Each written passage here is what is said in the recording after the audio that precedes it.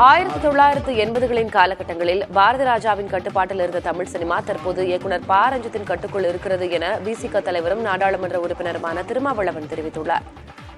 மௌனன் யாத்ரிகா எழுதிய எருமை மரம் என்ற நூல் வெளியீட்டு நிகழ்ச்சியில் கலந்து கொண்ட போது அவர் இவ்வாறு கூறினார்.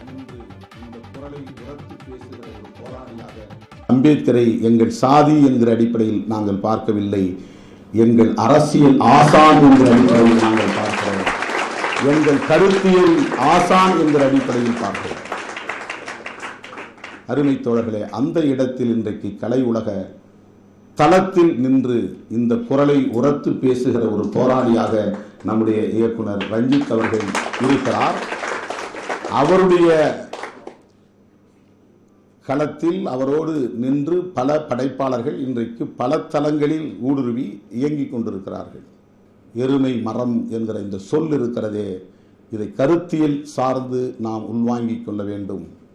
இந்த மண்ணில் பசு தேசியம் பேசப்படுகிறது.